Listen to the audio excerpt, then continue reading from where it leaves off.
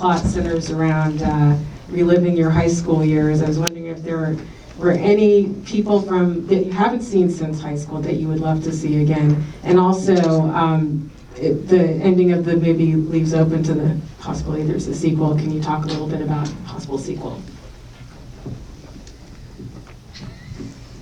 Is there anyone from high school we'd like to see again? That you haven't seen since high school, either a student or teacher. I'm pretty close with all my friends from high school, personally. I grew up in LA and I live there, so I get to see them quite often, probably too often. Probably still too embedded in that world, actually.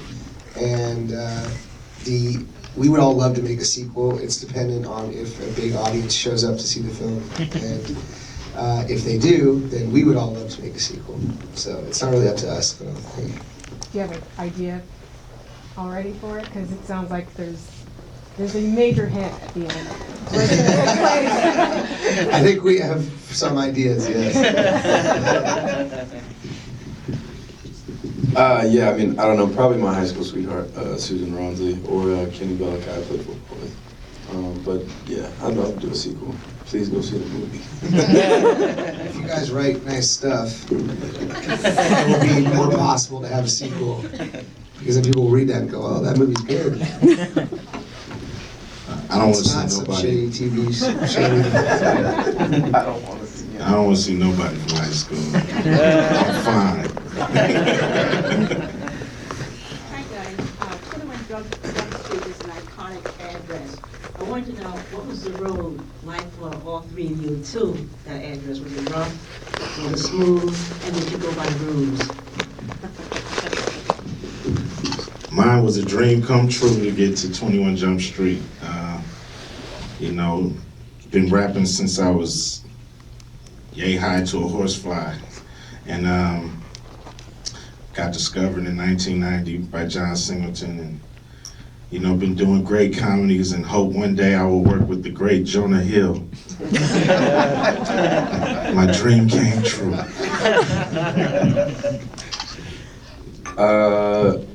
Yeah, no, look, I just grew up in the South and played football, and that was it. I didn't like school whatsoever, and I was happy to just even get out of high school. And then I got seen on the street for modeling, and that took me all around the world, and then I fell into acting, and I haven't been doing anything since. Fell in love. The road from my whole life to here, or? No, just the film. Oh, well, I've been with this movie for 5 years, so from the age of 23 to 28. And doing this press junket, I realized that most of my 20s have been spent thinking about this movie in some capacity and working on this movie. It's the only movie I've been with since the beginning till the end, and I don't know. I'm just really glad that I got to work with all these talented people and that the movie's good, because it would have been a really big waste of 5 years of my life. You know? Your entire 20s. Yeah, it would have been a waste of my entire 20s, except for some other minor successes I had. But I'm just so proud to be up here, dressed as a moron, and you know, I don't know. The movie's awesome. We wouldn't be here if we weren't all super proud of it. You know, I think it's we're all having a really fun year and fun places in our career. And I think it's exciting to go on the road together and really show the movie. Like, we're not scared of showing it. That's the best feeling. Sometimes you have a movie and it sucks and you don't want to show it to people and you're trying to like sneak it by. We're like putting it out there because we're like, this thing is great, and we hope that's our best foot forward. You know. Hi guys. I'm curious about Jonah's writing of the film, and then also the part that improv plays in it. Was there a lot of improv on 21 Jump Street? And we have a mix of established comic actors and guys who are not so well known for comedy. So I wondered what that was kind of like, to kind of riff back and forth with the guys who are better known for humor, and also what it was like for Mr. Hill to sort of have written it and then let it go where it had to go, improv-wise. Well, I mean, I started off with Mike Bacall, who was the screenwriter, who is a really talented, unique, wonderful, weird man. And then, so we had a couple years on it where we were, hammering out the characters and a lot of the stuff that happens. But then when we hired Phil and Chris to be the filmmakers, they came on and really added so much of the flavor of the film and, so much of the movie. Like, it's interesting. I really look at the movie and see so much of.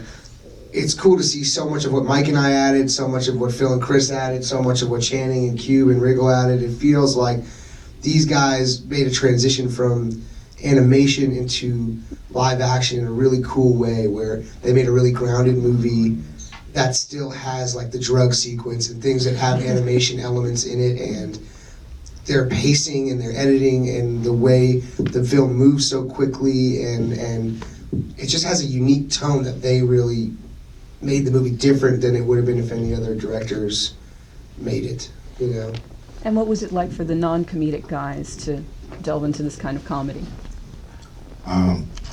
Go ahead, Channing. I got a phone call from Jonah when I was in Toronto shooting for a movie, and I wasn't sure why he was calling me, but he really did tell me about his passion for Jump Street and how long he's been working on it. And they sent me the script over email, and they only sent me about 50 pages. And I was like, well, is there an ending? And they said, yeah, we'll send that to you. But I didn't really need to read it. We need an answer first. I didn't need to read it, though. I mean, I really didn't. I watched this kid forever, and I'm a huge fan. And I don't think Cube was on just yet, but then the directors called me. And it just seemed like some of the most fun that I've ever read of the 50 pages that I read. And I just sort of was like, all right, man, if you promise me that I'm gonna be funny, then I'll sign on. And he did, man. He really helped me and held my hand all the way through it. And they created a great stage for you to be safe to fail, and not feel bad if you don't know your way into a joke, or I know that there should be something funny in here, but I don't know how to do it. And they, everybody helped me out. Yeah, it was a tight script. It was written very well. Only had to add a little salt and pepper, that's all, so I think it was pretty much perfectly written. It was perfectly written, as I said. And, it was a great script, man, and we didn't have to do too much heavy lifting at all, just show up and have fun. And everybody else, including this gentleman and everybody else on the entire cast, with like Jake Johnson and Ellie Kemper and Chris Parnell and Bree and Davey and everybody, we all cast them because they were able to think on their feet and be really quick and good improvisers and keep up with these guys. So I think we knew from the beginning we wanted to incorporate a lot of improvisation, because obviously got one of the best in the business. And I think one of Chan's strengths is being in the scene and having a clear intention about what he's doing, and it made it easy for him to play the kind of like comedy games that will happen in a scene and improvise, because he's just reacting in a natural way to what's going on. And I thought that's when we sat down to talk with Channing, he was so funny and great to hang out with, but you could tell the way he thought as an actor was going to help him a ton, and that he was going to be a natural. Thanks, man. I haven't said anything. Let me jump in on something. Might as well. Don't worry, Rob, real quick. No, when and this is a reiteration. Actually, hold on. understand about comedy. If this is a reiteration, I apologize, but it's true, and I think what's important to understand is the environment was awesome. Jonah, Chris, and Phil, they did a great job of setting an environment where you felt like you could play. Because even when the cameras weren't rolling, we were over by craft services, we were messing with each other, we were playing, we were doing bits. And Channing knows his way around a bit. Don't let him fool you. He's a funny guy. He knows his way around a bit. He didn't know what the name of it was. It's improv, and he knows exactly what he's doing. He's wildly talented, and we had fun off camera. And then when you get in front of the camera, that improv and that play, that sense of connection and energy, that it just continued to go. And everybody up here knows the way around comedy. And Jonah and these guys did a great job of setting an environment where you felt like, hey, I can take a chance. So give these guys a lot of credit. Over here. Oh, please. There is a joke in the movie in the beginning about how, you know, the police force is basically just recycling an old idea. Nobody comes up with anything new. And I'm wondering, for you guys, what was it about 21 Jump Street that was the perfect vehicle to recycle and make it into a movie? And why, you know, the show was not exactly a comedy. Why, you know, what made it perfect to turn it into a comedy? I mean, honestly, they came to me first. There was just a dramatic script that Neil Moritz had, and I was really against it. Like, I really did not want to make a TV show into a movie. I thought that was like as the joke said, it's like really lazy and stupid and eye-rolling and unoriginal and all of those things. But really, the idea of getting to relive. There's like a Back to the Future element that everyone up here, when we all talked about the movie, understood and connected with, was like the Back to the Future element of reliving your high school years. And what is that like? And what is funny about that? What is sad about that? What is, difficult and fun? And what if you think you have all the answers and you go back and you have none of the answers? And that to me is a really, really strong idea for a movie. And a really fun idea for a movie. And then what if that was like a Bad Boys meets a John Hughes movie?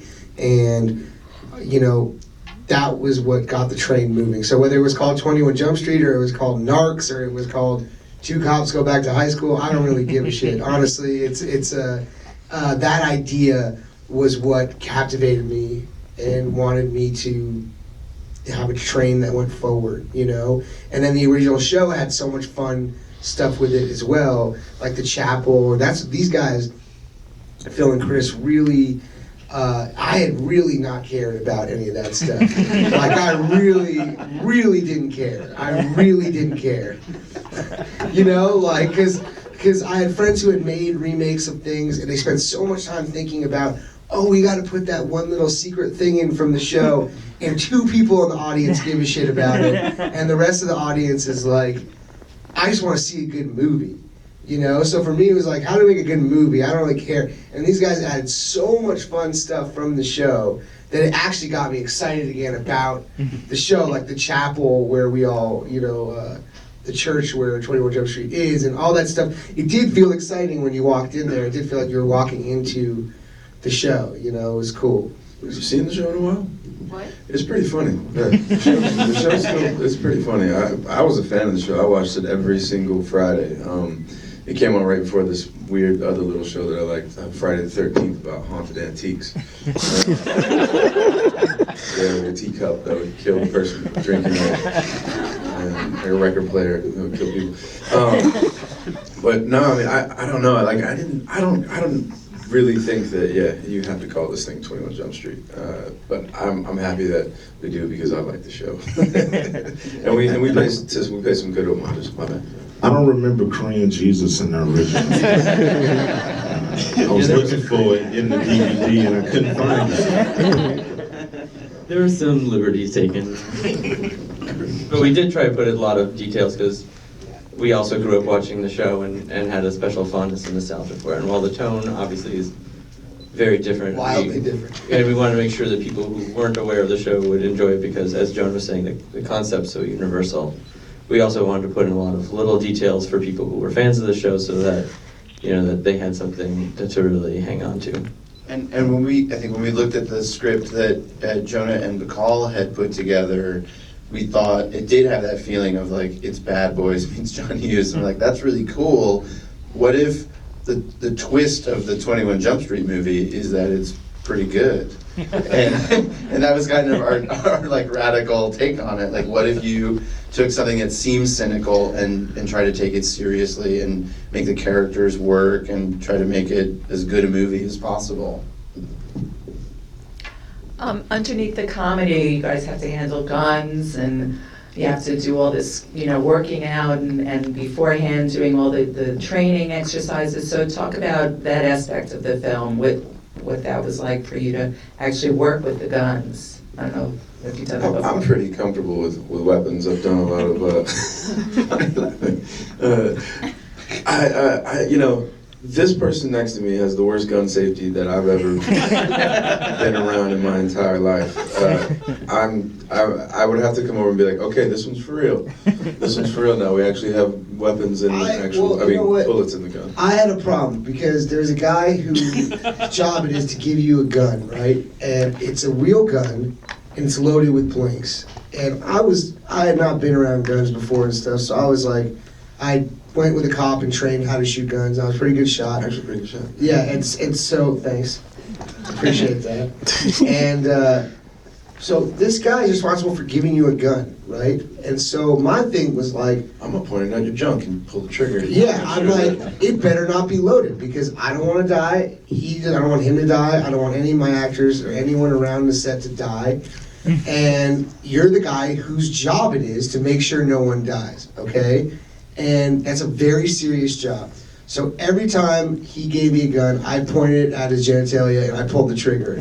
And I was like, you're never gonna hand me a loaded gun because you don't want to not be able to have kids ever again. So he would give me the thing and I would point it at his junk, and the gun was never loaded. It was never loaded once. Because I think it's crazy that you're on a set with people who don't know how to use guns, and you're giving them actual live weapons. I thought that was the scariest, weirdest energy to put on a set.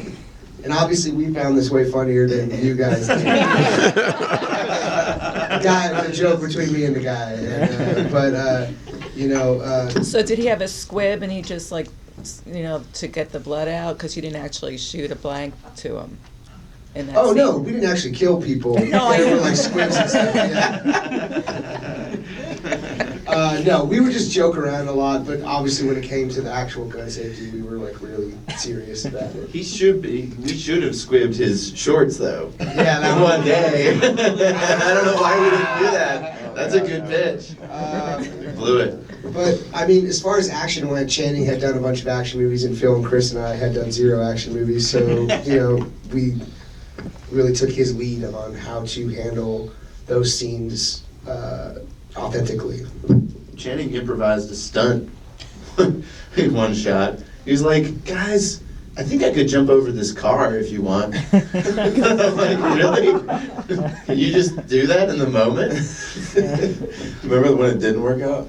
I know. That one was really fun. I'm sorry. My foot went through the window and one went on top of the car, so I literally just bisected my junk. That was fun. It's strong though. You have steel junk. Steel junk. First superhero. Sorry to interrupt. One of the other big jokes in the movie is the way that teen stereotypes are flipped on their heads. So that in the high school setting, down is up, nerds are cool, jocks aren't anymore. When did that idea enter into the screenplay? And for all of you, if you went back to high school, do you think you'd be in a similar situation based on your persona then? Would you suddenly be the popular kid as Jonah Hill's character is? I think, originally we thought, he should hang out with nerds and I should become cool. But Phil and Chris had a funny idea to make it that the cool guys were into, the environment and stuff, green stuff. That was all their idea, which was really funny, I thought. And Dave Franco, because when I was in high school, we could care less about the environment. We had no sense of, there was a problem with the environment, and then now that a kid who was the most popular kid in school would care about recycling and stuff was a really funny idea on their part. And but originally, from the get-go, I wanted to become a guy who got lost in the sun, who got lost in his moment in the sun and got to have the fantasy of becoming the coolest guy in school and getting lost in that and ditching his friend and Chan. I thought it was funny once Channing came on to really have him be around nerds. I thought it was funny because when he met these kids in the audition, the kids we knew we had to hire, it was because it was like him meeting E.T. for the first time or something. It was literally like a guy meeting aliens. He had never hung around people like this before. Dax and you together were so funny. The kid who's the main nerdy kid that Chan becomes friends with, and them two together was so interesting. Just them talking, just a 2-shot of them talking was fascinating, right? I mean, in the audition, was it was amazing. really funny. Like, Yeah, we went to Santa Monica High School and a bunch of high schools and hung out and went to the Santa Monica High School prom. Tried to get into an after party, but we're not allowed. They said, "Get out of here, you narcs." Isn't there another director that you guys? Yeah, we also ran Joe into. Nussbaum was there for that movie Prom. And then we got into a weird competition between like who could like get more real stories from kids, and I felt kind of intimidated by him. But basically, we won because prom was a very authentic. It's exactly how my prom was. Yeah, but anyway, a lot of the kids that we talked to all said the same thing, which was like, it's not like they depicted in movies anymore. Like, it's not like the quarterback is the coolest guy in school, and now the social groups are totally different. And it seemed like at Santa Monica High School, these like kind of socially conscious enviro guys were like the coolest ones, and so we're like, that's really funny.